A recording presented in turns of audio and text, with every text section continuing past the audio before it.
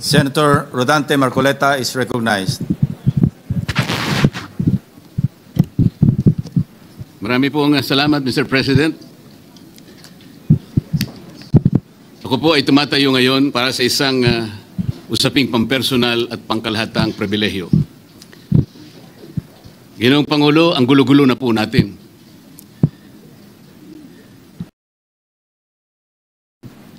Ito pong huling pagdinig sa Blue Ribbon Committee na kung saan ay lumabas po ang isang testigo na nagngangalang Master Sergeant Orly Gutesa. Ako po ay nabansagan na kulang po sa kortesiya.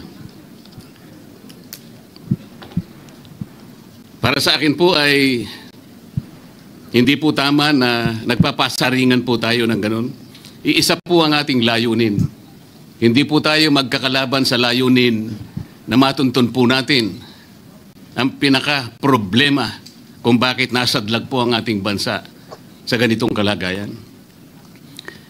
Hindi ko naman po kasalanan ako po ihanapin ni Sergeant Gutesa. Hindi ko po siya kilala eh. Hindi ko po kasalanan kung ako po ang hinanap niya at hindi iba. Nung pong makita ko po yung kanyang salaysay, ang sabi ko lamang po sa kanya ay, kung malakas ang loob mo talaga at naniniwala kang dapat mong gawin ito para sa iyong bansa, dalawa lang ang pwede mong gawin para sa akin. Ipanotaryo mo yan at kung malakas ang loob mo bukas ng umaga bago mag-alas 9, kailangan nandun ka na sa Senado.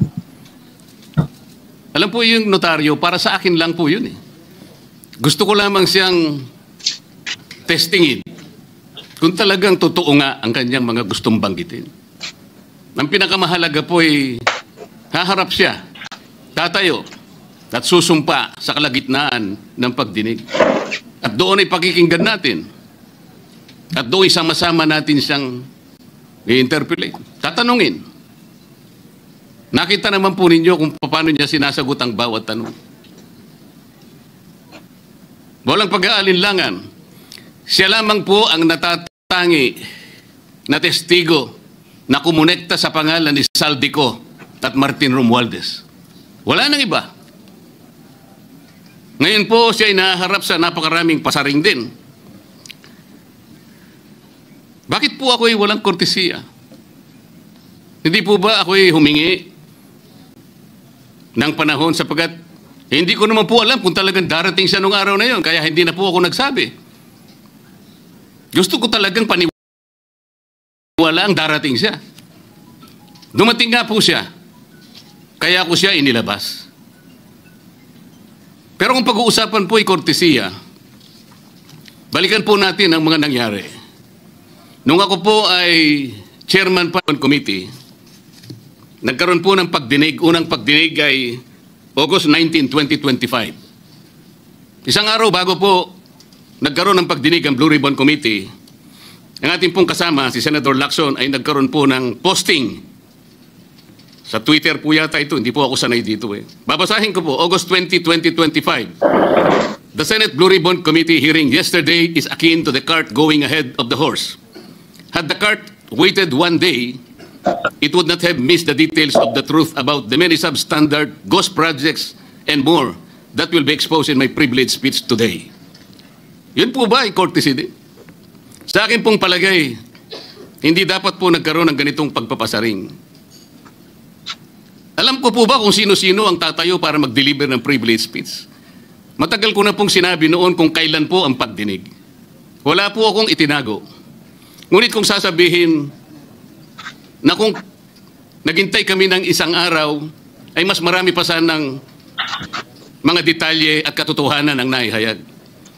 Hindi po ba sinabi ko sa inyo noon, mismong Pangulo ng Republika ng Pilipinas ang nagbigay sa akin ng USB na nandun po lahat ang mga proyektong pinaghihinala na ghost projects. Ayaw ko lamang pong ilabas ng isa-isa sapagkat sa aking pagkakaalam noon, Ginoong Pangulo, mali din po yung binigay na mga coordinate sapagkat ang pinagbasihan nila yung MYPS, hindi yung PCMA, na palagi ko pong binabanggit.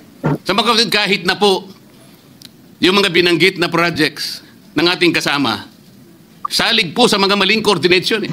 At saka konti lang, pinili lang. Nagkataon lang po maganda nga talagang pagkakapresent sapagkat kulang na lang po yung cinematography at saka screenplay. Kung meron pa lang sanang sound effects, baka nandun yun eh. Huwag po sanang ganun magpasaringan tayo. Iisa po ang layunin natin dito eh. Yung matukoy natin kung sino ang merong utak dito. Na ngayon po ay unti-unti na pong naihayag. Sino bang natatakot kay Martin Romualdez? Marami po siguro dito sa kapulungan ito. Pero hindi ako natatakot kay Martin Romualdez.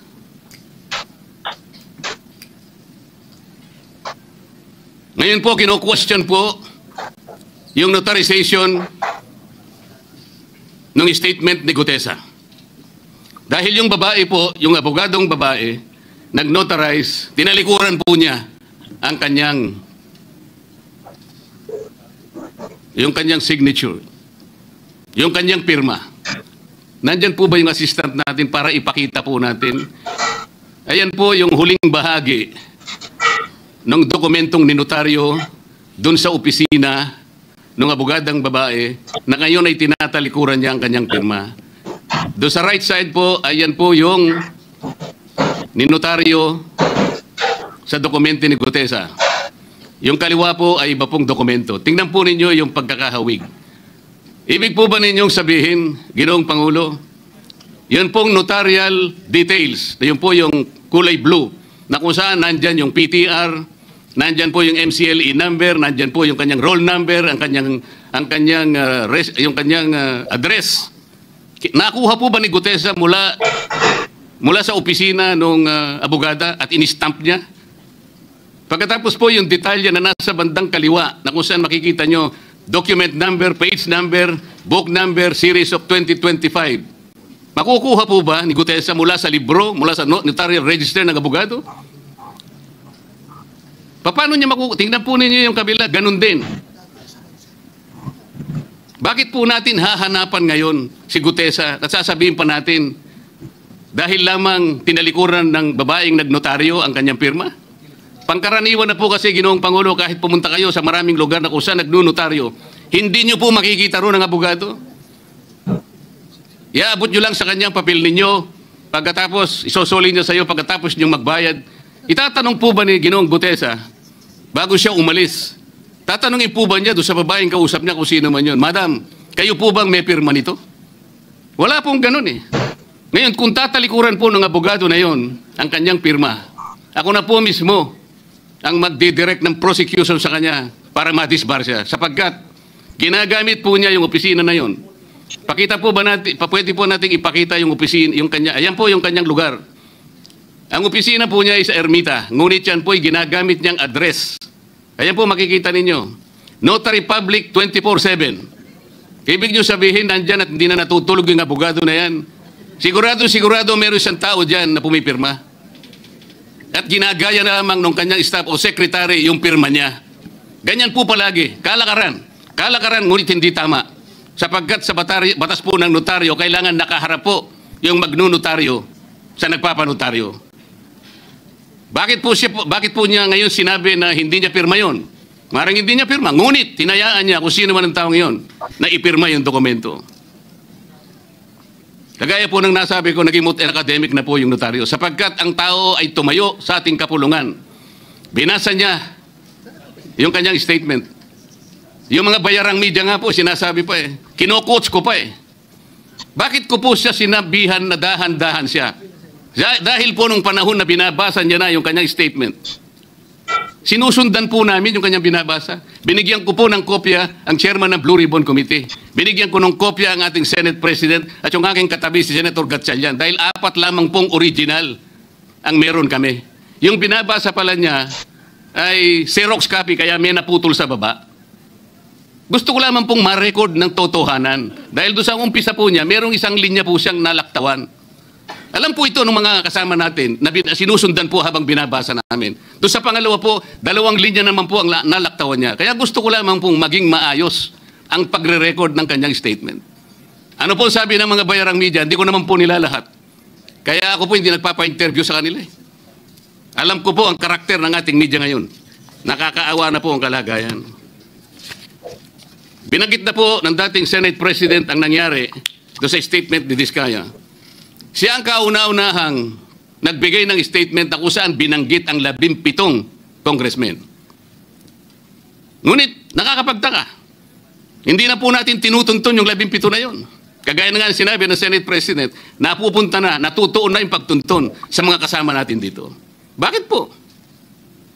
Natatakot ba tayo kay Martin Romualdez? Siguro po, yung iba sa inyo natatakot. Ginoong Pangulo, naghalo na po ang balat sa tinalupan. Bakit po? Ngayon ko lamang po nakita sa pagdinig ng Blue Ribbon Committee. Nandun po yung Justice Secretary. Hindi pa po natin natatapos na pagtatanungin yung respondent, yung resource person, na tayo po ang merong legal and physical custody.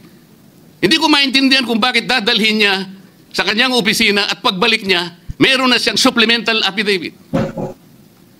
Ano po ba itong nangyayari sa atin? Meron na ba tayong alituntunin? Meron na ba tayong agreement sa pagitan ng DOJ at ang ang pag-imbestigang ginagawa natin sa Blue Ribbon Committee? Hindi ko na po maintindihan kung ang Blue Ribbon Committee is the investigative arm of the Department of Justice.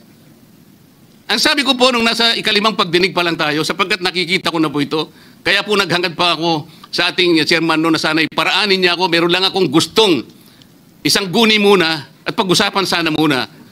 Hindi naman po ako nabigyan ng pagkakataon, kaya nagkaroon pa po ng konting sagutan doon. Ito po yung gusto ko sanang ayusin muna, pag-usapan muna natin. Lalong-lalo na po, ang kaugnayan natin sa bagong tatag na ICI, Independent Commission on Infrastructure. Ano po bang ugnayan natin dito? Hindi po ba tayo mag-uusap muna? Hindi ba tayo gagawa ng regulasyon muna? Meron po tayong mga doktrinang isinasaalang-alang. Nasaan na po ang institutional boundaries? Nasaan na po ang separation of powers? Nasaan na po ang system of checks and balances? Di ba natin isasaalang-alang ito? Dadalawang tao lamang po ba ang mamamagitan sa pagitan ng mga institusyon na ito? At mawawala na po kami sa picture? Are we supposed to be kept in the dark, Mr. President? Yung po, kung mo ba sinabi ng ICI na isa sa kanilang mga poder, kapag ka nag-request po sila, makakakuha sila ng impormasyon sa House of Representatives, sa Senate, sa Korte, sa Sandigang Bayan, at kahit sinong otoridad. Ibig ba sabihin wala na tayong opsyon na tumanggi? Kailangan po natin pag-usapan muna yon. Ang nangyayari po sabog-sabog na po eh. Baka nga yun ang isang dahilan kung bakit nag-resign po yung advisor na si Mayor Magalong ng Baguio. Yung pong mga pasaring, ito po yung nakakapagbigay sa atin ng hindi naman kailangang pag-aaway-away o pag-aalitan. Hindi po maganda sa ating panig ito. Tingnan lamang po natin yung interview sa DCMM ng ating kasamahan, chairman ng Blue Ribbon Committee, ng mga host ay si Victoria Tulad at si Christian Yosores noong September 28, 2025. Ang tanong po nila, ilang hearings pa ang nakikita ninyong gagawin ninyo? Ang sagot po ng ating kasama, Senator Lacson, yun ang hindi ko pa masabi. Dahil kung may bagong lumalabas na mga testigo at masustansya yung sasabihin, meron pang mga kakulangan na dapat na mapunuan, magtawag tayo ng pagdinig. Tama naman po yun. Pero ito pong pangalawang saknong, ang sabi po, pero kung paulit-ulit lang at masasidetrack o kaya palihis yung direksyon ng inquiry, yun ang i-assess namin kasi medyo lumihis na. Ano po yung lumihis? September 28, dito lumabas si Master Sergeant Orly Gutesa. Lumihis po ba o dumiretso? Mula kay Saldico, ikinonekta po niya kay Martin Romualdez. Sa akin palagay, dumiretso po, hindi tayo lumihis eh. Pagkatapos tinanong pa po, do you think po, coach po si Gutesa? At iba pong observation baka si Senator Dante Marcoleta dahil parang sinabihan siya nung nagbabasa siya. O nalimutan mo, balikan mo itong paragraph na ito. Naipaliwanag ko na po kung bakit ko lamang siya sinansala at sinabi kong balikan mo sapagkat meron nga po siyang nalalaktawan base po sa sinusundan namin na binabasa niya na dokumento.